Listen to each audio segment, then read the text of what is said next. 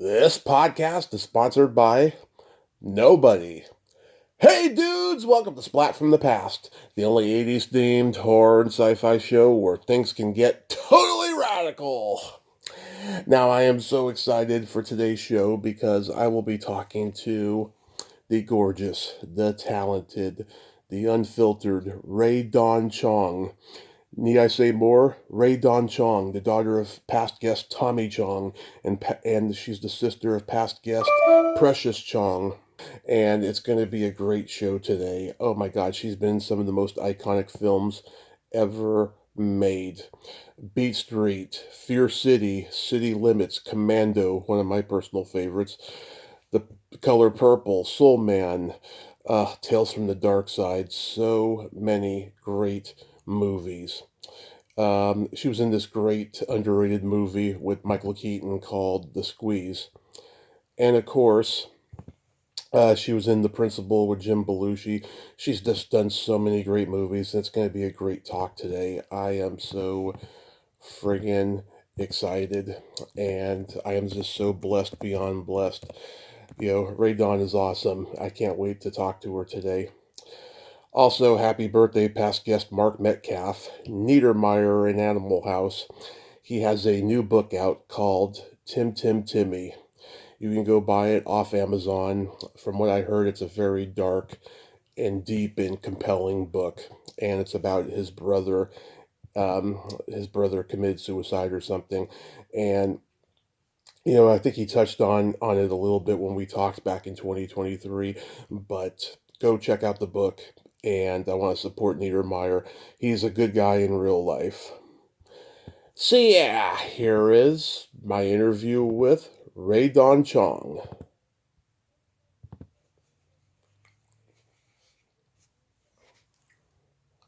Hey Rae Dawn, welcome to the show. How are you today? I'm good. Thank you, Tommy. I'm glad to be here. Awesome. I can't tell you what a great honor this is. I've been a fan forever, and I thank you so much for coming on today after having your dad and your sister on. How fun. How was that with them? Oh, you have an awesome family, I have to say. Thank you. I think so too. It's really been exciting. Never Nice. a dull moment in my family. I can imagine. Yeah. So going back in time, I was watching this interview that you did like 40 years ago on YouTube, and in it you said that you grew up idolizing Goldie Hawn. What was it about her that you loved? Well, 40 years ago, when Goldie was on Rowan and Martin's Laugh-In, Hmm. she was just this font of joy. You could just tell she had like the best heart, and she always entered into any moment with just pure trust and joy. Like she was just a little fountain of love. And I really think that that's a really good energy to lead with, is a fountain of love. Yes, I know she was the first And strong. that's why I admired her, because she was just so sweet and so loving and Yeah, just pure giggly joy. She's a joy beam. I know she was the first strong woman in comedy that I fell in love with. Those two movies that she did with Chevy Chase, Foul Play, It Seems Like Old Times. Those are just rom com masterpieces, I think. Oh, I'm so glad you like those. I don't remember them, but I know they were good. She's just excellent. She's just super good. So how come you liked her? You liked her too, or are we sharing this in common? Oh yeah, she had this kind of grace on stage and this very, oh my God, this unique kind of beauty, and she was just so damn funny. I mean, she's a little teeny tiny thing, and she was just so great at comedy. Right? I think so. And I think we have to laugh, because if we don't laugh, it's not great. Don't you agree? Yes, yes. I mean, laughter keeps you alive. So Tommy, tell me something. Hmm. How did you get involved with celebrity? Because I feel like you're pretty expert at it. I wouldn't say that, but I mean, I, I grew up going to the movies. My mom works for the cable company, and my grandmother used to take me to the corner video store when I was a kid, and it's just something that I've always loved, something I always gravitated towards, and I was growing up in the right time for it because cable was huge when I was growing up, and yeah, I mean, I started this podcast following my car crash, and it's been nothing but a blessing to me. So tell me about the car crash. I want to hear about it. You don't have to get into the complete details if you don't want to, but what happened? Oh, I've told the story a million times. I so at this point in my life, my mother and I we were both homeless. I was drinking a lot. There was a lot of darkness in my life. My best friend had Wait, just wait, wait, wait, wait. uh Back up again. yeah. Back up. So when you say my mother and I hmm were both homeless, how old were you? Oh, I was 30, 31. And you and your mom lived together. Were you disabled before the crash? Yes. Yes. And what's your official disability, your first one? Well, I have Asperger's, and I've got, God, I've always had scoliosis, bad back, and learning disorder, stuff like that. And what about your mom? The closest she has to a disability is that she has dyslexia. That's about it. And your father, did he dump you guys early or did you live with him? No, so they got divorced when I was like 13, Mm. and she So they, met another guy. She met another guy that she was with for many years. and you were homeless with him too? No, well, not at the same time, but we all became homeless because of his selfishness, which I won't go into. But it was a So pretty good. you've had a lot of trauma on Right, top of your disability, on right. top of being, I mean, being homeless is pretty scary. It is. I mean, we weren't like What, you, we weren't wearing like shabby clothes or begging in front of stores, but we were around those people, and it was pretty sad. Tell me something. Were you in upstate New York? Were you in New York? Or where were you? The Bay Area. Mm, that's rough. So, Yeah, all right. So you're disabled and you're living with your mom, sort of, and you guys are on the streets at the moment. right. And then what about her mom, her parents? Where were they? You mean my mom's? You Were mean they, my grandparents? you're, yeah, were they homeless too? No, no, they've been gone for a long time. No. Um, when did your grandmother die? How old Two, were you? 2002, I was 18 and a half. Wow. And you were close with her, right? Very close. So I want to ask you something just on a soul level. Have you ever thought about what it is? I mean, what like with this life of yours? Because that's a really that if you were to sit down and like map out hmm your life, it's quite a plethora. It's quite a collection of hardship. You know what I mean? Yes. I've And so I been. want to ask you, have mhm. you ever asked the question of like, what what is the theme of my life? Like what is it that I've needed to really learn? Because I really believe that we get to design every incarnation. I really do. I think that. And so if you were the designer of this particular incarnation Mhm. and you've lived it, because I don't know how old you are now, but have you ever sat down and figured out what is the theme of your life and what you've learned and not learned? Have you ever thought about that? That has been on my mind for the past decade since the accident, and I've been outlining a memoir the last 4 years. I need to get back to it. I don't know. I mean, I what mean, if? because if you think about it just vibratory, hmm you've had so much, not only rejection, but you've had so much disfigured. hmm I don't know. It's a really big order. Like I want to say, what do you think? What do you think? Um, I I mean, think. maybe you're too close to it, but if I were to look at it, hmm I would say that one of the big lessons that you get to learn in this lifetime hmm has everything to do with self acceptance and Yeah. self appreciation. I won't say love because that sounds so corny and it's so irritating to those of us who are far away from feeling self love. Yeah. But I feel like maybe one of the recurrent themes that you said, I will experience X, Y, and Z so that I can find my way to this.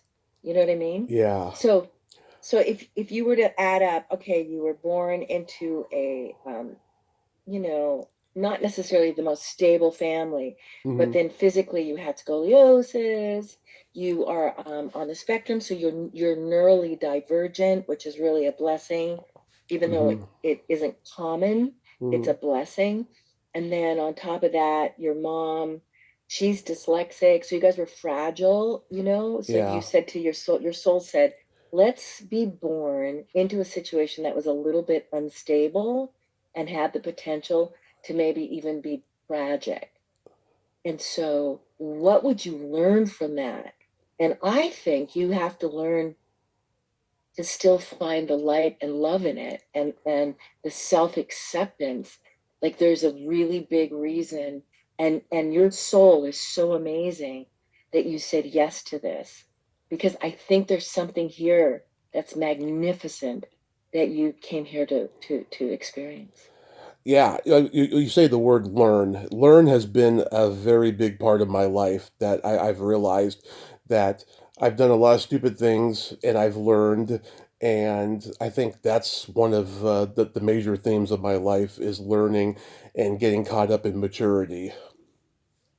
Now, I have a question for you though. Hmm. So, I think one of the dangerous beliefs around celebrity Yeah, is to think that celebrities are special yeah. because, in fact, the same thing that animates a celebrity is very much something that you can access, of Hmm. course, in yourself. So it's like, I find it interesting. This is one of the things I don't like about celebrity Hmm. is that it separates us from the pack. Right. And I find that fascinating because and I find that not helpful to the masses. Like the worship of celebrity as something special and something other is, I think, very isolating, and it's not the truth. I agree. So I think that one of the reasons why people are obsessed with celebrity and look to celebrities is because they don't want to look to that part of themselves. They don't want to animate it within themselves. You know what I mean? Right. I mean, it took me Am I only. making sense or am I talking gobbledygook to you? No, no, you're making sense because about 5 years ago, I finally, when the pandemic happened, I finally, it all sank in about how rigged the game is of celebrity and how much bullshit it is because I, just like anybody, I used to worship celebrities and just, be totally immersed in it, but now I'm not. Now I'm just like, yeah, it's no fucking better than politics. Like everybody who has a huge mass media public persona is just full of shit, I think. Well, how about this? Some of the, for sure, there's a big chunk of people who are, especially Trump. Mm-hmm. But I was going to say, here's what I think. Um, not everybody who's a celebrity feeds off it Uh-huh. or cashes in on it, Right. and not everybody who's a celebrity is a dick. Mm-hmm.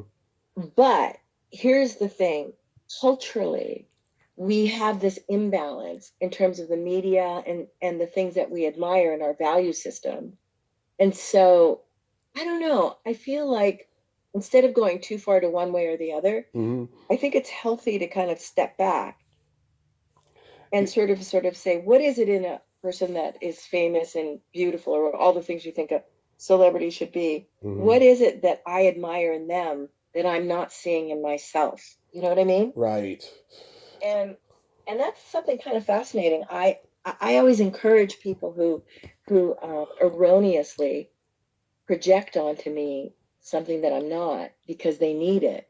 And I like to kind of pop that bubble because, you know, as a human being and as part of a species, we're Mm-hmm. kind of in this together. Yes. And as much as I would like to consider myself more special than everyone, I'm Right. not.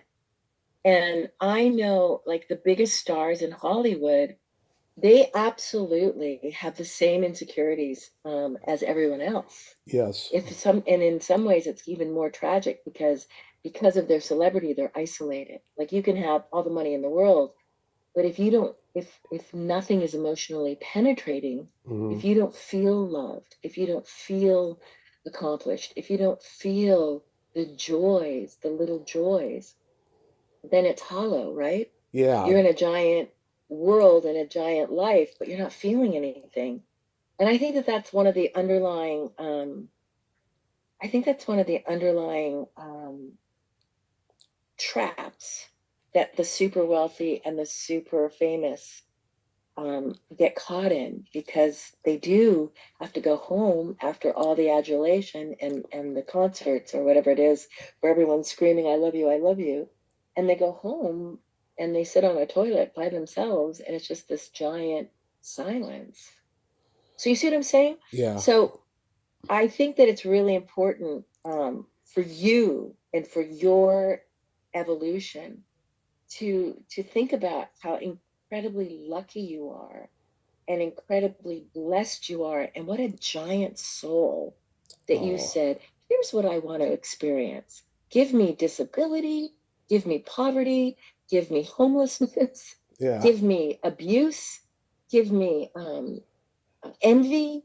You know what I mean? Like Yeah. those are really big asks. And I just want to say to you, you need to sit down and sort of go, wow, man, my soul is complicated and really, wow, I really asked for a lot. Like that means a lot. I think in some ways that's saying that's a really big accomplishment. Do you understand what I'm saying? Right. It's all after the fact in hindsight too, because like I said, maturity set in, because for a long time I was like ashamed of a lot of things in my life, but now I'm not. And How you're old are you now? I'm gonna be 42 in June. Mm, mm. Yeah. Well, I don't know. Maybe this is, I just think that I just think that as a culture we put too much value on things that are really valueless, and we Right. don't really focus and appreciate the stuff we should be focusing on and appreciating. And I think that when someone's life is really sort of dramatic and challenging, and by the way, you're the creator, we're beings of light that can create. Hmm. And anything you want, you just have to dream it. And I'm sure you heard the same message from my dad. Yeah. But, you know, and to sit down uh, and not punish yourself for picking so many things. Like I always say, one of my prayers is I always say to myself, next life, why don't you be a little gentler on X, Y, and Z? Do you know what I mean? Yeah. Like, did you have to come in with this and this and this? Could I have done X? You know what I'm saying? Like, I'm already designing at 64. I'm already designing a little bit of what I want to experience next. Is that funny? No, it's great, I mean, you probably Huh? weren't it's great because you probably weren't ready for it, 20 years ago. Well, for sure. The person that I am now compared to 20 years ago, absolutely. Actually, 20 years ago, I was like really finishing a cycle. I was drinking, I was over drinking, Hmm. I was unconscious, I was in pain, very, very, very much at the end of a very difficult cycle. And I was, and yeah, I just had to it all kind of cashed in, if that makes any sense. All the Yeah. things that I was avoiding in my 20s and 30s kind of came to roost in my 40s. Interesting. Interesting. So have you ever met Goldie Hawn? I don't think so. No, I Okay. don't know her. It's funny your comment. Yeah. Okay. So, I grew up watching Beat Street, and I used to watch it over and over again. My brother had it on tape. Did you get cast in that because Andy Davis had directed you in Stony Island? Yes. Yes. There was a continuity. Hmm. And at the time, I was working a lot. And so the production thought they should get somebody with more of a name than, say, Gina Belafonte, who was Harry's daughter. She was in it, but she had a smaller role. Right. Because in a way, he should have cast her as that part. Hmm. But because the studio was a little insecure, they said, well, let's get somebody who's a little bit slightly more established. Right. So that's why they offered it to me. And I was working on a film called City Limits with John Stockwell. Love it. And, huh? I love that movie. I talked to Aaron Lipstad. Yeah. So I was working on that and I had to jump on a plane early in the morning. We worked all night. I had to jump on a plane, and I don't sleep on planes, so I hadn't slept. And then I arrived on Stony Isle. I arrived for Beat Street, and I had to go straight into a meeting, and they didn't give me any rest, and I was really grumpy. I started that movie off with a pretty bad taste in my mouth, to be honest. But the good news is, I really am glad it turned out the way it did because I quite appreciate Stony Isle. I mean, Yeah. Beat Street now. I appreciate it more 45 years later or whatever it is. I mean, it's a long time ago. I talked to, 41 years, isn't it? Something like yeah, that. 41 years. Yeah. I talked to Yeah. Sandra Santiago a few months ago, and Okay. she's so wonderful. She told Hmm. me that during the scene when you're all throwing a surprise party for her at that rundown apartment, the smell was really stinky and musky, and it really fit the image of how ghetto that place was supposed to be. Is that true? Yes, it's true. I forgot about that, but yes, yes, that's exactly right. That's so great. And I saw John Chartier. Hmm. He's doing a documentary on some of the rappers that were in Beat Street. Hmm. He filmed me. It was nice to see him. Hmm. Yeah, no, it was a good experience, and it was really sort of epic. And it's great because Crazy Legs is still doing his Rocksteady crew. It's amazing. Right. That's awesome. Anything stand out about Fear City? Well, I loved working with my friend Melanie Griffith, who I'd known for a long time, Hmm. and Abel was funny to work with because he's such a character, Abel Ferrara, Yeah. and he was so complicated. He was the first director that I was probably ever. He's probably the only director I was ever afraid of Uh, because I just didn't know. Abel was so wild. He was just like this, you know. I don't know how to describe it. He was just like a street thug. yeah. And he grabbed us and he took us to all these really hardcore strip clubs, and I was just sort of like, oh my god. I don't think I'd ever. I grew up in strip clubs because Tommy Chong and my uncle used to own. My family used to own Yeah. a titty bar in Vancouver, Yeah. and so my first babysitters were like wearing pasties, but I was not afraid of a strip club because I knew them from my family, Hmm. but the ones in New York City were pretty hardcore and pretty gang. I don't know. It was just like I was just a little nervous in these strip clubs. There was like sticky floors and it was just gross. Yeah. And this was what? This was early 80s, so it was just out of the 70s. So like 42nd Street and Times Square hadn't been cleaned up. It was still really rank and pretty druggy and pretty much filled with hookers. Yeah. But Abel was like completely at home in this place. He's like, "What are you scared of, Rae Dawn? What are you afraid of?" And I remember just being like, "I'm a little nervous. I don't know." Abel took us to all the places where it just felt like a bomb was going to blow. Hmm. I know. I talked to this one actress who was in the movie, Nina Jones, who's still acting to this day, and she said she never got to interact with you, but she did talk to Tom Berenger and Melanie and Maria Conchita Alonso, and Oh my God, you just reminded me. That's how I know Maria Conchita Alonso. yeah. Because Maria and I just recently hung out together. She actually helped me because I'm in Mexico, and she told me what to do with the food thing. Hmm. When you get fruit and veg, there's this like it's called microdine, and it's this iodine stuff you put on your vegetable before you eat it. And she told me about it. We sat at a screening for something. I think it was Dune. It was something really fun, and we sat together, and it was so fun. And I kept thinking in my mind, like, what did we do together? I couldn't remember. I knew we had done something together, Hmm. but I couldn't remember what it was. It was Fear City. Thank you. Yeah. Yeah. And by the way, I was at a strip bar the night of my car accident. Were you inebriated? Yes, it was alcohol induced. Yeah, me and the guy that I was hanging out with, who turned out not to be my friend later, but we were going to the strip bar a lot because he was dating one of the strippers there, and it was it was a sleazy place, but it wasn't like super seedy. It was actually pretty cleaned up, and they had standards there. Wow, that's interesting. How old were you? I was 31. Yeah. Wow. So I have a cute story for you. Okay, I'm ready. When I was 3, Commando hit HBO in the summer of 1986 at 3 years old. I hate guns now, but when I was a kid, I thought guns were cool. So, like, I had all these toy guns, and I used to dress up like Arnold and just pantomime the movie while watching it. And my parents thought I was going to grow up to be psychotic because I was just so into it, and I would laugh when, someone got blown up because it was so over the top and silly, the It way. was really cartoonish. I Right. actually think that in some ways that's what saved the movie, Yeah. is that it's so absurd. It's so absurd. He Yes. kills all those people and he doesn't even have a bruise. Exactly.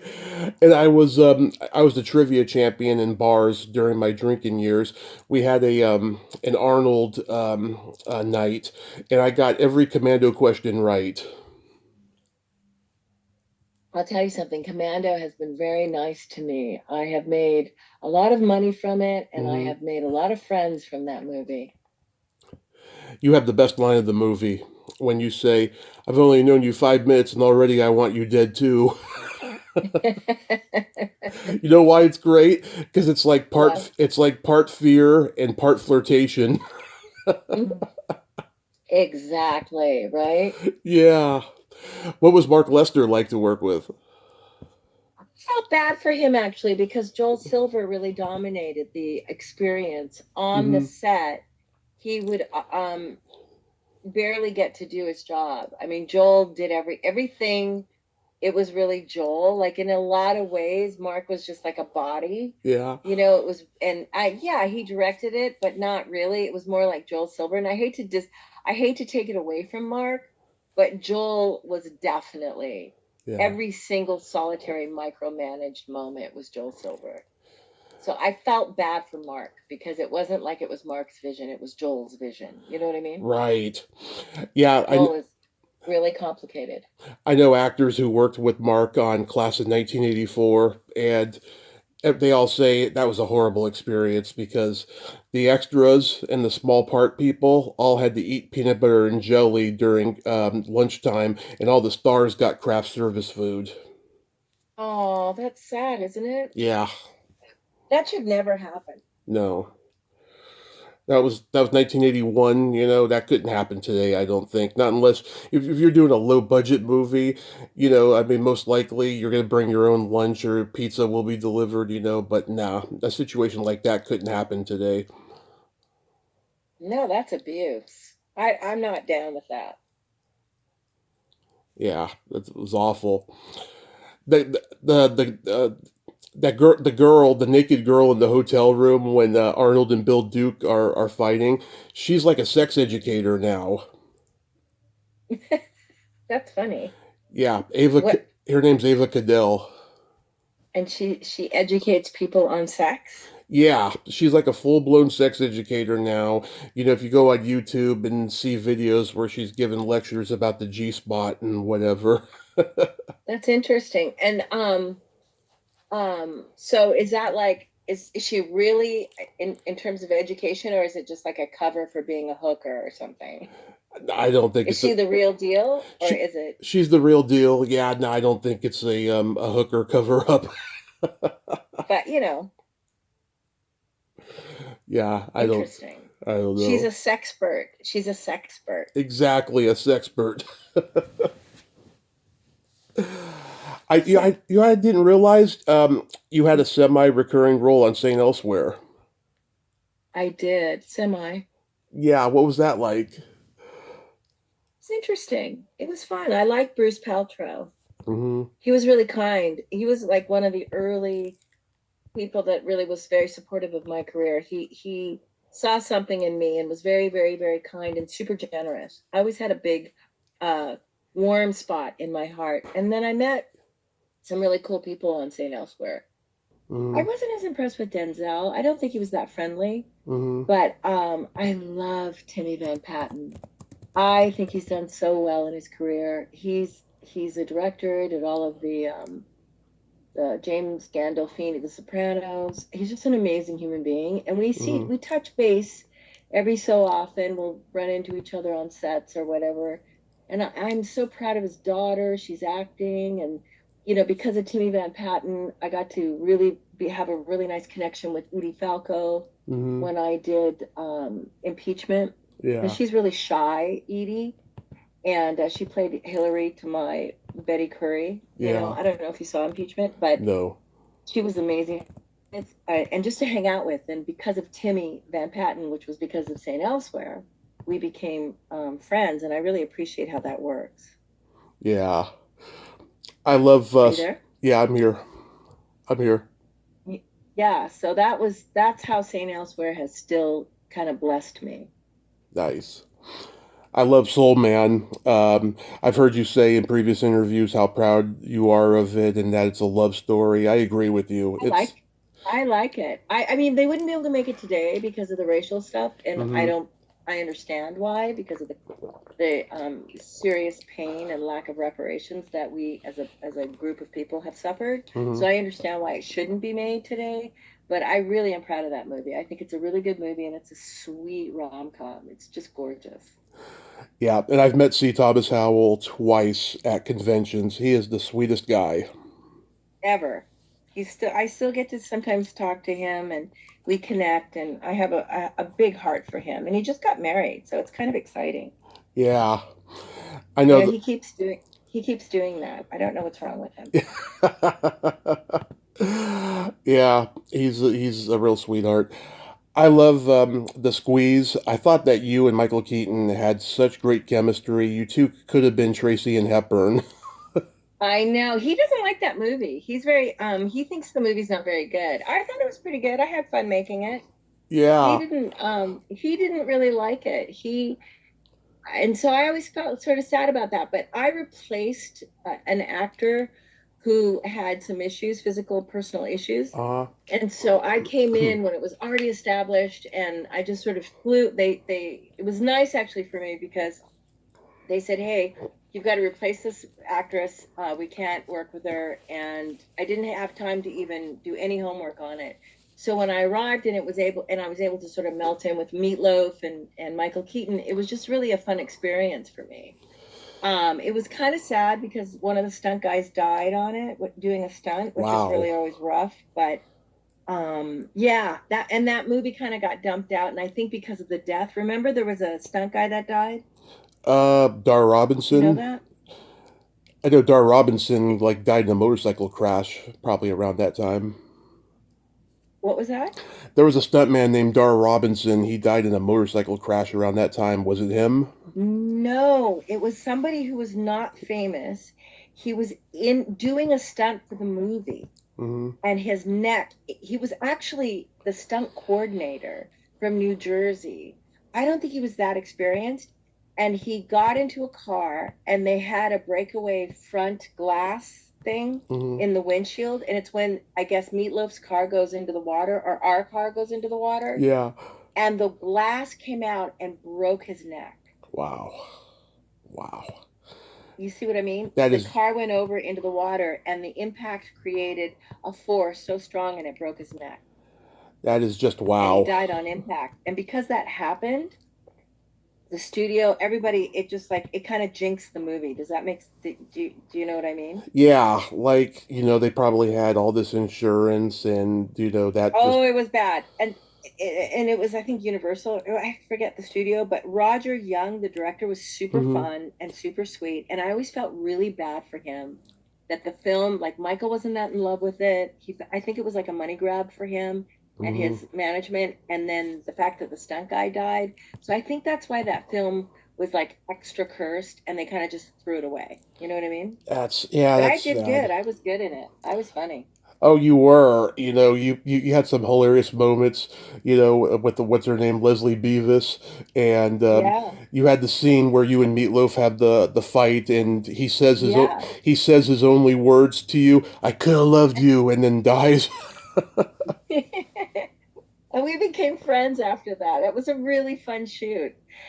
We were in South Carolina and Circle 8 Island, which probably doesn't exist because of all the hurricanes. Yeah. But it was fun. And my son, I think, was 5 years old at the time. And now he's 42. Oh my God. Can you Ti imagine how 37 years ago? That's amazing. Time flies, doesn't it? Life goes by too fast. Hey, dudes. Unfortunately, Rae Dawn and I got kicked off of Zoom. We tried so fucking hard to relaunch the meeting, but unfortunately, technical issues ensued. I tried even to call her on Instagram Messenger, and she wasn't signed in, and we tried our best to reconnect, but unfortunately, that was it. But what do you think? I mean, didn't we have a great conversation? I think we did. I mean, not just with the fun little anecdotes about the movies, but also the way that she took an interest in my life. I mean, she was just so sweet and so amazing, and I knew what I was in for. I've heard her do other interviews where she talks about spirituality and life, life coach stuff, and just amazing stuff like that, talking about more humane things. I'm glad we didn't go down a political rabbit hole because I've heard her talk political as well. But I think we had a great conversation, and who knows, maybe we'll get to talk again. But with what we got, I am so proud. We got to talk movies, we got to talk my life, and it was a wonderful, wonderful conversation. And I'm sorry that it ended so soon, but it happens sometimes. This is probably the second interview I've done where this has happened. I think when I had Ashley Parnell on 7 years ago, we were just doing a late night talk, and then suddenly, her phone died and we couldn't finish the conversation, and that was okay. We were going through some body rabbit holes in that conversation. But I'm so glad that we got to talk. And like we said during the conversation, learning, always constantly learning. I think my life has been all about learning and maturing, and it's been an interesting ride, and I'm so glad that we got to talk about all that stuff today. It was just an amazing, amazing conversation. I can't stress that enough. And I'm glad that she had good things to say about Tommy and Precious as well. That doesn't always happen with show business families. Well, until next time, this is Tommy Throwback Kovac saying there's no shame in living in the past because the present sucks. Later, dudes.